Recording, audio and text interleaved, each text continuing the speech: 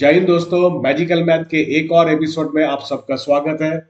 हम लोग आज डिस्कस करेंगे सिमिलर ट्रायंगल्स के ऊपर। सिमिलर ट्रायंगल्स का जो पहला थ्योरम आज हम लोग सीखने वाले हैं वो है द थेल्स थ्योरम। ये सिर्फ पहला थ्योरम नहीं, सिमिलर ट्रायंगल के लिए एक लौता थ्योरम है। पुराने सिलेबस के जो भी स्टूडेंट्स हैं वो लोग जानते हो, वो लोग बहुत सारे थ्योरम्स कर चुके हैं, लेकिन जो न्यू थ्योरम न्यू सिलेबस से आप लोग पढ़ रहे हो, इसमें सिर्फ एक ही थ्योरम है जो कि थेल्स थ्योरम के नाम से या बेसिक प्रोपोर्शनैलिटी थ्योरम के नाम से जाना जाता है। आज हम लोग डिस्कस करेंगे वही थेल्स थ्योरम के बारे में। तो शुरू करते हैं आज के वीडियो। आप लोग देख लो थेल्स थ्योरम क्या होता है। इसको बेसिक प्रोपोर्शनैलिटी थ्योरम भी कहा जाता है। बेसिक प्रोपोर्शनैलिटी थ्योरम, जिसको थेल्स थ्योरम के नाम से भी हम लोग जानते हैं। शॉर्ट में अगर हम लोग जब लिखेंगे, लिखते समय ध्यान रखें कि हम लोग हमेशा बेसिक प्रोपोर्शनैलिटी थ्योरम इस्तेमाल करेंगे और जब बोलते समय हम लोग इसको थेल्स थ्योरम भी कह सकते हैं। थेल्स थ्योरम के स्टेटमेंट के बारे में हम सबको जानना पड़ेगा। थेल्स थ्योरम का स्टेटमेंट क्या है? ये है थेल्स थ्योरम का स्टेटमेंट। क्या कह रहा है? In a triangle, if a line is drawn parallel to one side of the triangle intersecting the other two sides in two distinct points, it divides the other two sides in the same ratio. तो अगर हम लोग इसको figure बना के समझने की कोशिश करेंगे, सबसे पहले एक चीज जान लो आप लोग कि Thales theorem applicable only to a triangle. आप थेल्स थ्योरम को सिर्फ ट्रायंगल में ही अप्लाई कर सकते हो। आप चाह के भी थेल्स थ्योरम को कोई और फिगर पे अप्लाई कर नहीं सकते हो। ठीक है, मान लेते हैं कि हमारे पास एक ट्रायंगल है जिस ट्रायंगल का नाम है एबीसी, और उस ट्रायंगल पे किसी भी एक साइड के, जैसे ए बी साइड में एक पॉइंट है डी और ए सी साइड पे एक पॉइंट है ई, और कुछ ऐसे है ये डी और ई का लोकेशन, ताकि DE becomes parallel to BC. DE और बीसी ये दोनों लाइन पैरेलल बन जाए। According to the Thales theorem क्या कह रहा है इसमें? इन ए ट्रायंगल, आप एक बार स्टेटमेंट के साथ इस लाइन को देख लो। In a triangle, let the triangle is ABC, if a line is drawn parallel to one side, let DE is drawn parallel to BC, then DE divides AB and AC. DE ये AB और AC ये दोनों side को same ratio में divide करेगा। According to this क्या हो जाएगा? इसके हिसाब से हो जाएगा AD by DB, AD by DB should be equals to AE by EC। ये हो जाएगा थेल्स थ्योरम का स्टेटमेंट। तो इसका आज हम लोग देखेंगे कि ये होता कैसे। इसका हम लोग आज प्रूफ को हम लोग पढ़ेंगे। ठीक है, देखते हैं हम लोग नेक्स्ट में क्या दिया हुआ है। ये एक ट्रायंगल का फिगर जो मैंने पहले से बना के रखा था, हम लोग इसको नाम दे देते हैं, late the triangle is ABC. एक ट्रायंगल है एबीसी। इस एबीसी ट्रायंगल पे हमने एक पॉइंट चूज किया डी एबी के ऊपर, और एक पॉइंट चूज किया ई एसी के ऊपर, और डीई को हम लोगों ने ज्वाइन कर दिया कुछ ऐसे कि DE becomes parallel to BC. हमें दिखाना क्या है? AD by DB is equals to AE by EC. तो इसको हम लोग लिखेंगे कैसे? वहां से देखो, सबसे पहले हम लोग लिखेंगे इसका गिवन पार्ट। गिवन पार्ट क्या दिया हुआ है इसमें? In triangle ABC, in triangle ABC DE parallel to BC meets AB at D and AC at E। ये मुझे दिया हुआ है। ठीक है, ये गिवन पार्ट है। अब हमें प्रूव करना क्या है वो भी देख लेते हैं। टू प्रूव में हम लोग क्या लिखने वाले हैं? टू प्रूव में हमारे पास आ जाएगा AD by DB is equals to AE by AC। ये मुझे AE by EC rather AE by EC, AD by DB is equals to AE by EC, ये मुझे प्रूव करके दिखाना है। ठीक है, समझ गए आप लोग? अब हम लोग देखते हैं कि इसे प्रूव करने के लिए हमें करना क्या होगा। इसे प्रूव करने के लिए मुझे कुछ कॉन्स्ट्रक्शंस करना होगा। कॉन्स्ट्रक्शंस वो है जो कि एक्स्ट्रा, जो फिगर पे नहीं दिया हुआ है, आपको अलग से कुछ करना है ताकि आप इसे प्रूव कर सके। तो हम लोग सबसे पहले इसका करेंगे कॉन्स्ट्रक्शन। तो कॉन्स्ट्रक्शन करने के लिए हम लोग करेंगे क्या? डी पॉइंट से AC के ऊपर एक परपेंडिकुलर ड्रॉप करेंगे, नाम देंगे डीपी। ध्यान से देखेंगे आप लोग, डीपी परपेंडिकुलर टू AC, और हम लोग ई पॉइंट से AB के ऊपर एक परपेंडिकुलर ड्रॉप करेंगे। ई पॉइंट से AB के ऊपर एक परपेंडिकुलर ड्रॉप करेंगे जिसका नाम देंगे हम लोग EQ, ठीक है। और साथ में हम लोग करेंगे क्या, हम लोग B से E पॉइंट को ज्वाइन कर देंगे, B पॉइंट से E पॉइंट को ज्वाइन करेंगे और साथ ही साथ D से C पॉइंट को भी हम लोग ज्वाइन करके रखेंगे। ये हम लोगों को जरूरत पड़ी, ये जस्ट हम लोगों ने ज्वाइन किया, कोई परपेंडिकुलर वगैरह नहीं। तो इसको भी हम लोग लिख लेते हैं, कॉन्स्ट्रक्शन पार्ट हम लोगों ने किया क्या है, इसको भी लिख लेते हैं।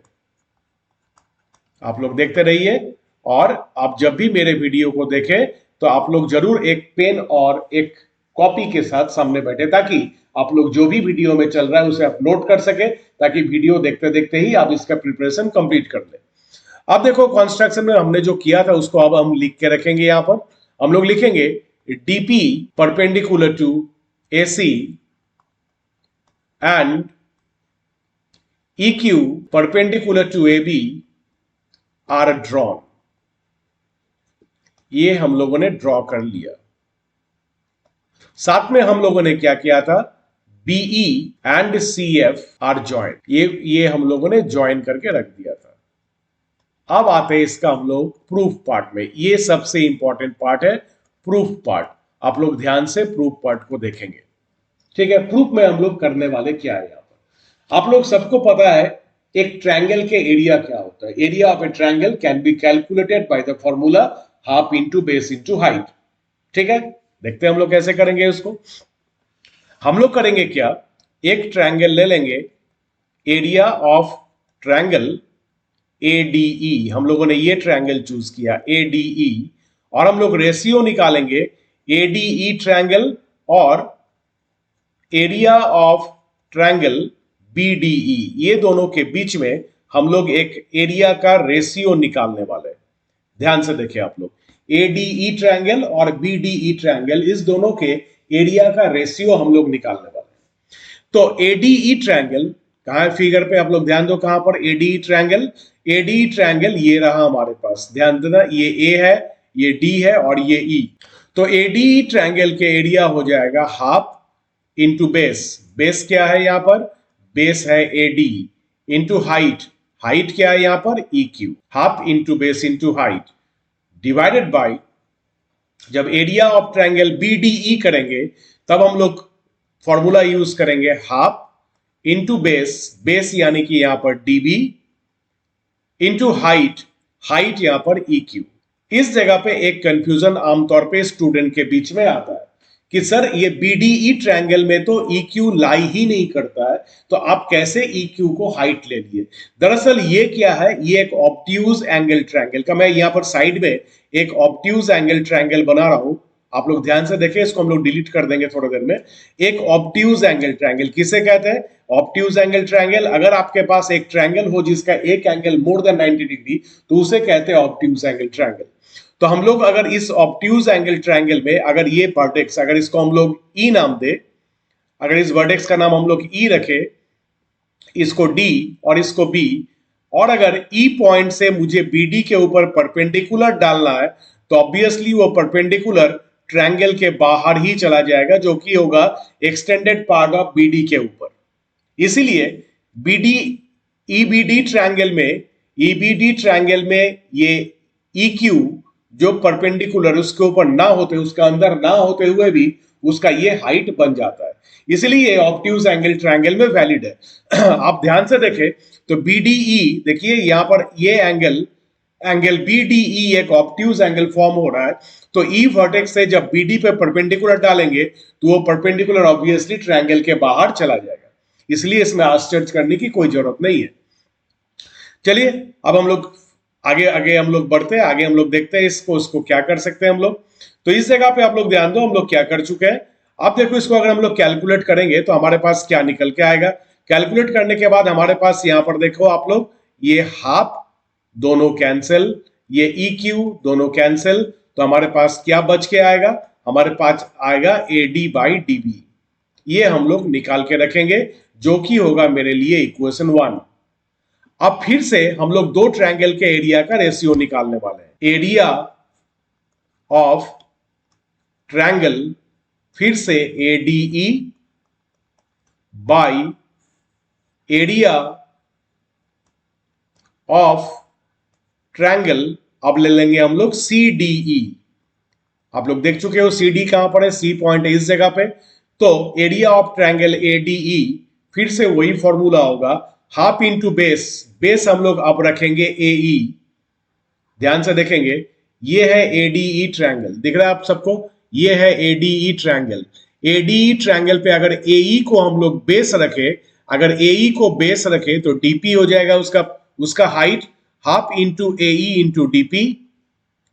और CDE ट्रायंगल का ठीक उसी लॉजिक से, जिस हिसाब से आप लोग अभी BDE ट्रायंगल के एरिया के लिए हाइट लिए थे, उसी हिसाब से अगर हम लोग बेस को EC रखे तो इसका भी हाइट हो जाएगा DP।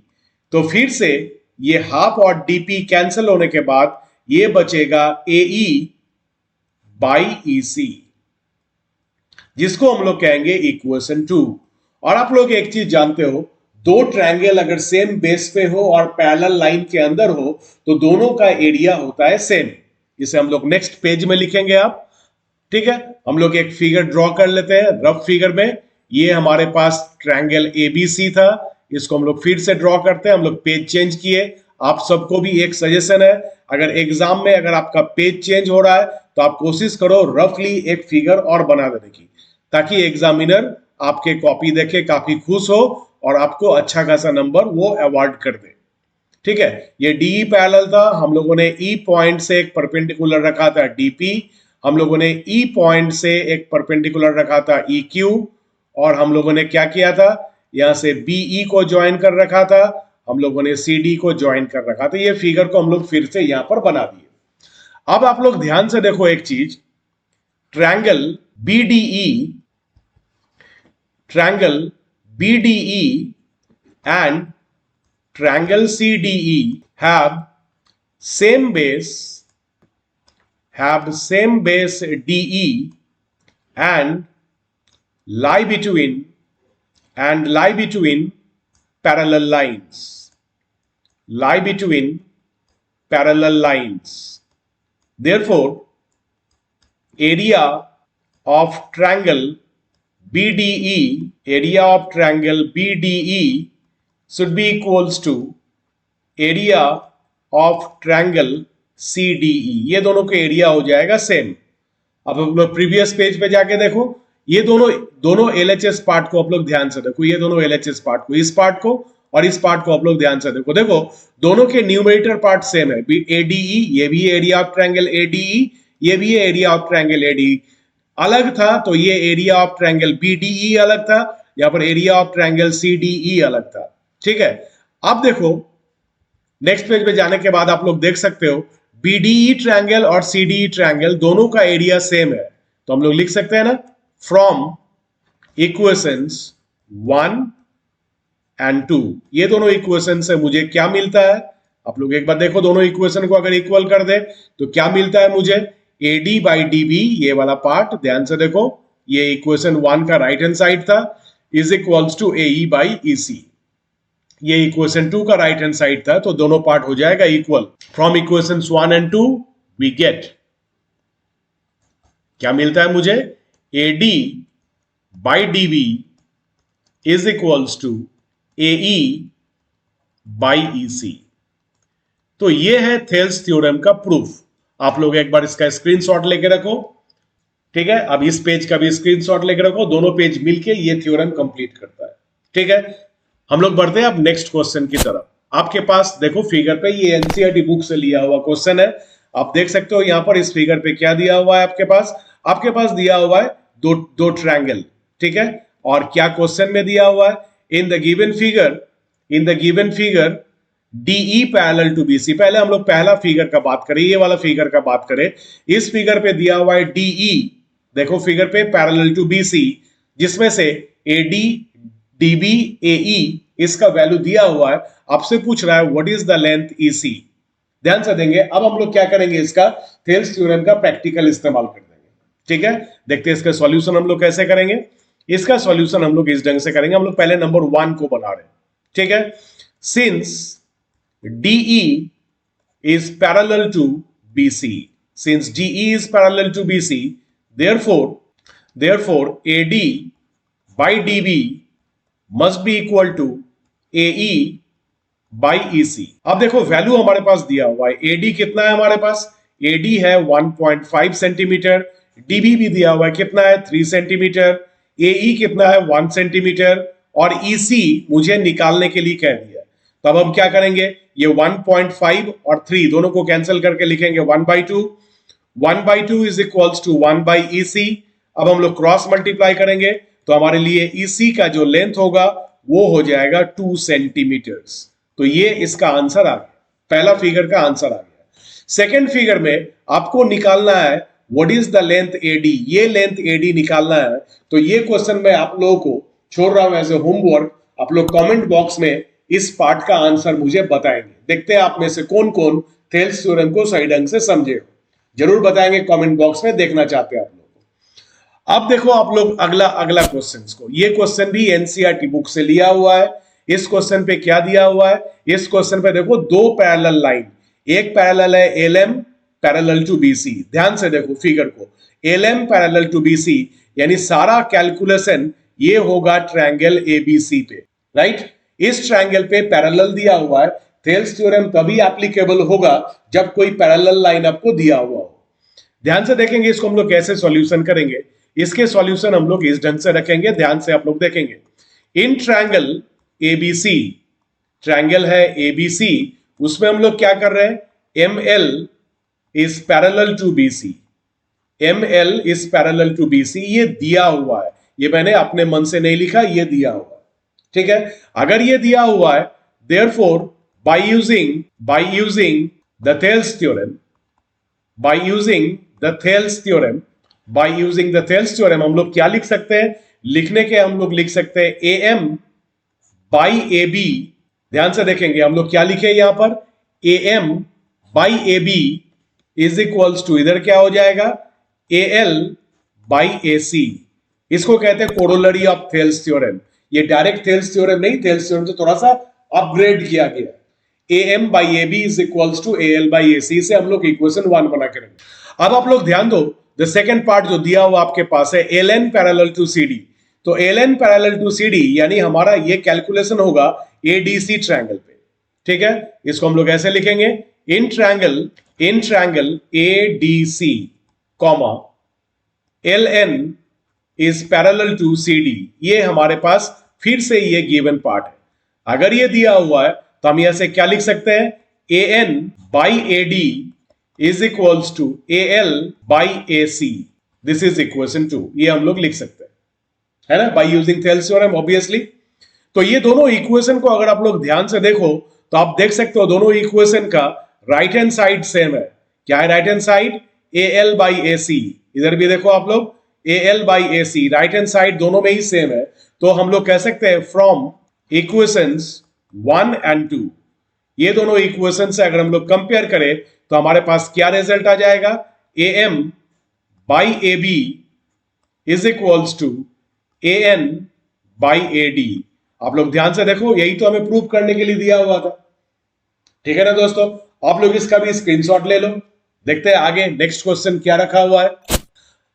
यह आज का आखिरी क्वेश्चन, ठीक है। एनसीईआरटी के चैप्टर वाइज हम लोग करेंगे, हर एक क्वेश्चन को हम लोग डील करेंगे, ठीक है। लेकिन एक दिन में सारा क्वेश्चन नहीं, वीडियो काफी बड़ा हो जाएगा, धीरे धीरे हम लोग सारे क्वेश्चन को हम लोग डील करेंगे। तो आप लोग यहां पर देखो इस क्वेश्चन पे क्या दिया हुआ है, in the given figure there are two parallel pairs, one is DE parallel to AC। ध्यान देखेंगे DE पैरेलल टू AC एक दिया हुआ है और दूसरा क्या दिया हुआ है, DF parallel to AE। Figure पे देखो DE पैरेलल टू AC, तो आप पूरा सॉल्यूशन को स्टार्ट करेंगे ट्रायंगल ABC से। क्यों ABC से, ABC ट्रायंगल पे DE पैरेलल टू AC। अब फिगर पे देखो DE पैरेलल टू AC, ठीक है, DE पैरेलल टू AC। अगर ये दिया हुआ है तो बाय यूजिंग थेल्स थ्योरम हम क्या लिख सकते हैं, इसको भी देख लो। बाय यूजिंग थेल्स थ्योरम हम लोग यहां पर लिख सकते हैं, ध्यान से देखेंगे, BD by DA is equals to by EC। ये हम लोग लिख सकते हैं, ये इक्वेशन 1 ये आया थेल्स थ्योरम से ABC ट्रायंगल में। अब दूसरा पार्ट हमको क्या दिया हुआ है, दूसरा दिया हुआ है DF पैरेलल टू AC। ये DF ये डीएफ है एसी का पैरेलल, तो ऑब्वियसली हमारे पास ट्रायंगल हो जाएगा ये ट्रायंगल एबीई। हम लोग एबीई ट्रायंगल में इस चीज को डील करेंगे, ठीक है। हम लोग लिखेंगे ऐसे, in triangle ABE comma DE is parallel to AE, ये दिया हुआ है, DE is parallel to AE. आप लोग ध्यान, DF rather, not DE, DF is parallel to A. अच्छा, उसको फ्रेज करके मैं आप लोगों के लिए लिख दूं, डीएफ इज पैरेलल टू एई, अगर ये दिया हुआ है। आप लोग थेल्स थ्योरम इस्तेमाल जरूर कर सकते हैं। फिर से लिखिए, by using the Thales theorem. क्या लिख सकते हैं आप थेल्स थ्योरम इस्तेमाल करके? ध्यान से देखें, आप ट्रायंगल एबीई में काम कर रहे हो। एबीई ट्रायंगल में आप लोग थेल्स थ्योरम इस्तेमाल करके लिख सकते हो, BD by DA is equals to BF by FE, BF by FE. ये हुआ इक्वेशन 2। दोनों इक्वेशन को आप कंपेयर करेंगे तो आपको दिखेगा ये बीडी बाई डीए दोनों में ही आ रहा है। देयरफॉर फ्रॉम इक्वेशंस 1 एंड 2 आप राइट हैंड साइड वाला पार्ट को आप इक्वल कर सकते हो।